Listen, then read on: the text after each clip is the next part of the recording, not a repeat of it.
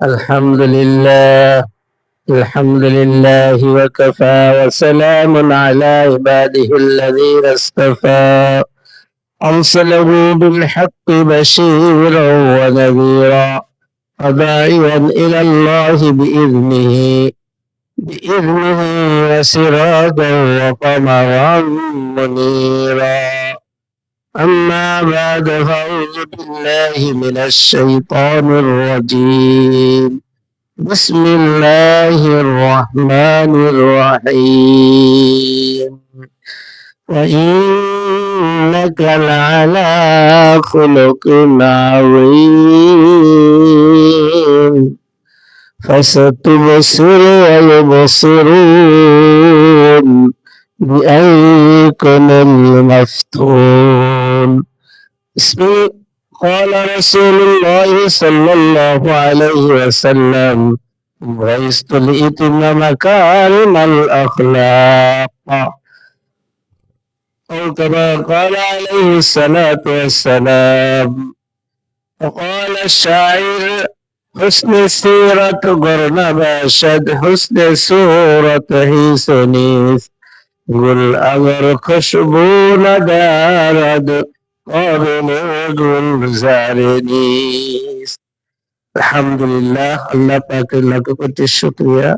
রব্বে করিম আমাদেরকে পবিত্র জুমার দিনে দুনিয়ার সমস্ত কাজ থেকে ফারেক করে একমাত্র আল্লাহকে সন্তুষ্ট করার উদ্দেশ্যে, আল্লাহকে রাজি করার জন্য আল্লাহর ঘরে এসে বসার মতো তৌফিক দান করেছেন।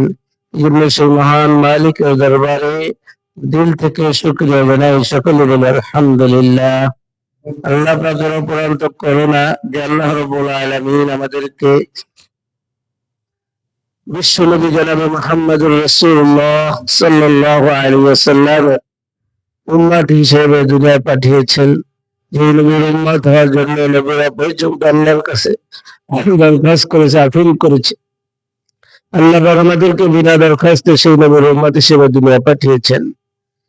যে নবীর পবিত্রতার সম্পর্কে আল্লাহ রাব্বুল আলামিন কোরআনের মধ্যে আয়াত নাযিল করেছেন, যে আল্লাহ রাব্বুল আলামিন ইরশাদ করতেছেন রাসূল সাল্লাল্লাহু আলাইহি ওয়াসাল্লামকে উদ্দেশ্য করে, যে রাসূল আপনি পৃথিবীতে সবথেকে উত্তম চরিত্রের অধিকারী। বলেন সুবহানাল্লাহ। এই জন্য সেই নবীর উম্মত হতে পেরে আমরা খুশি না বেজার?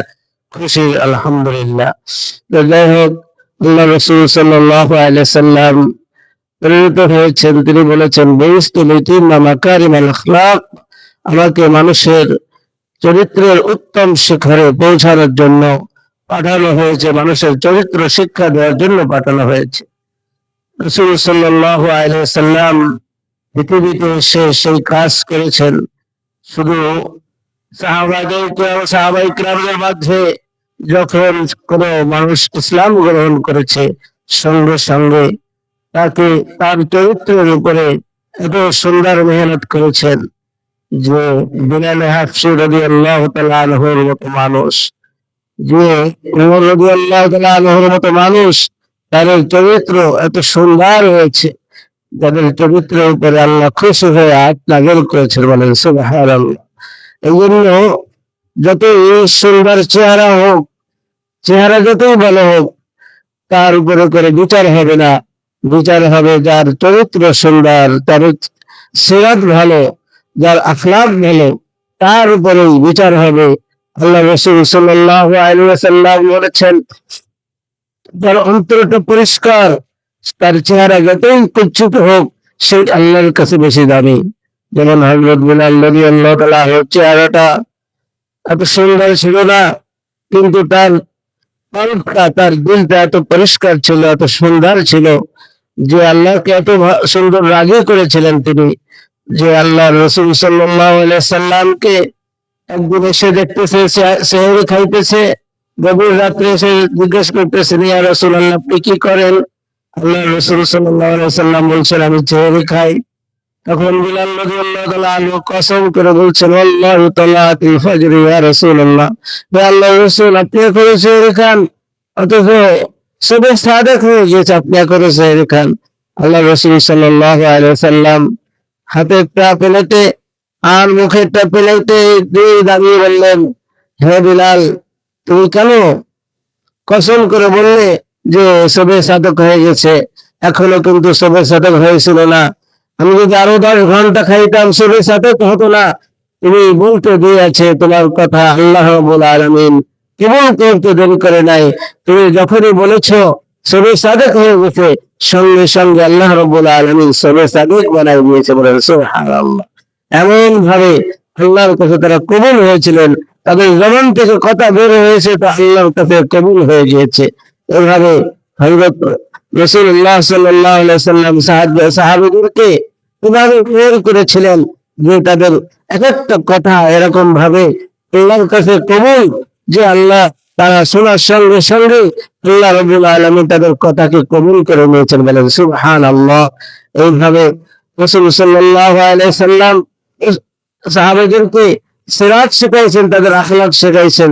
এই জন্য আল্লাহ রাসূল সাল্লাল্লাহু আলাইহি সাল্লামের আখলাক দেখে, তার চরিত্র দেখে হাজারো মানুষ মুসলমান হয়েছে, লাখো মানুষ মুসলমান হয়েছে তার চরিত্র, তার চেহারা, তার আখলাক দেখে। এই জন্য এই সিরাত যত সময় পর্যন্ত ভালো না হবে, আখলাক ভালো না হবে, তত সময় পর্যন্ত একটা মানুষ প্রকৃত মানুষ হয় না।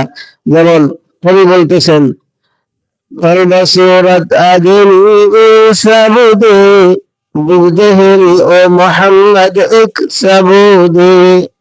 যদি মানুষের আকৃতিটাই যদি মানুষকে মানুষ বলা হতো, তাহলে মুহাম্মদ সাল্লাল্লাহু আলাইহি ওয়াসাল্লাম আর আবু জাহেলের মধ্যে কোনো পার্থক্য ছিল না। সবার মধ্যে সূরাতান, তার যেমন দুটো হাত ছিল, তারও যেমন দুটো পা ছিল, মুহাম্মদ সাল্লাল্লাহু আলাইহি ওয়াসাল্লামের মধ্যে ঠিক তদ্রুপ ছিল।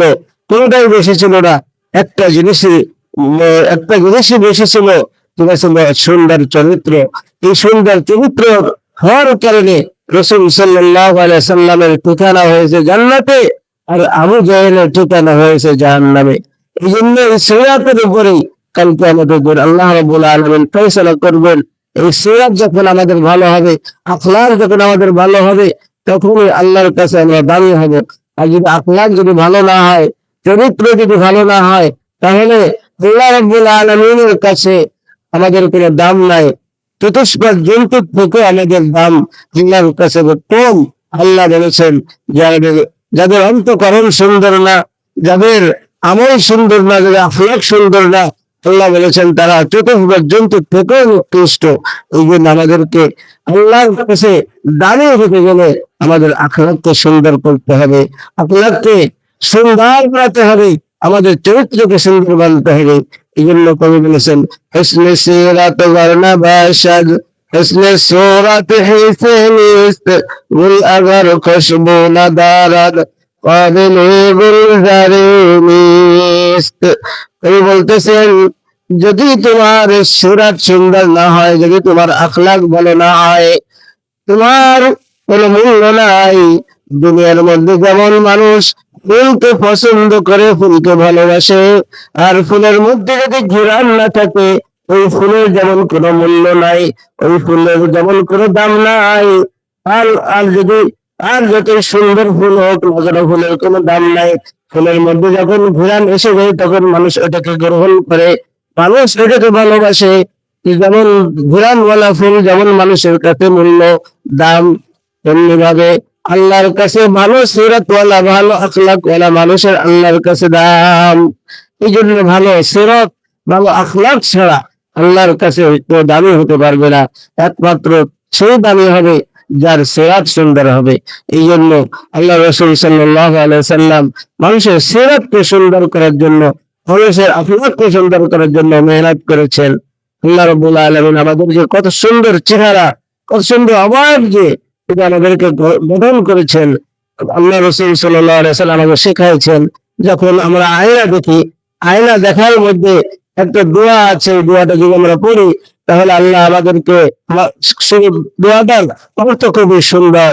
আল্লাহ রাসূল আমাদেরকে শেখাইছেন যে যখন তোমরা আয়না দেখবে, তখন বলবে, আল্লাহুম্মা হাসনাতা খালকি হাসিন খিলকি। হে আল্লাহ, তুমি আমার অবয়ব, আমার গঠনকে যেরকম সুন্দর করেছো, আমার চরিত্রকে, আমার সিরাতকে, আমার আখলাককে এরকম সুন্দর করে দাও। এভাবে যদি আমরা আয়না দেখার সময় দোয়া পড়ি, তাহলে আল্লাহর কাছে যে দোয়া কবুল হয়ে যায়, আমাদের সিরাত সুন্দর হয়ে যাবে। আমাদের মধ্যে যে সমস্ত খারাপ চরিত্র আছে, খারাপ চরিত্র বের করে যখন আমরা ভালো চরিত্রগুলো গ্রহণ করব, তখনই আল্লাহর কাছে আমরা দামি হবে। আল্লাহ পাক আমাদের সকলকে তার মূল্যবান, আর আল্লাহ পাক আমার সকলকে এই মূল্যবান হায়াতের মধ্যে আমাদের সিরাতকে সুন্দর করে আমাদেরকে আল্লাহর কাছে দামি মানুষ হয়ে, জান্নাতি মানুষ হয়ে যাওয়ার তৌফিক দান করুন। সবাই বলে আমিন। আখির দাওয়ানা আলহামদুলিল্লাহি রাব্বিল আলামিন। আসসালামু আলাইকুম ওয়া রাহমাতুল্লাহি ওয়া বারাকাতুহু।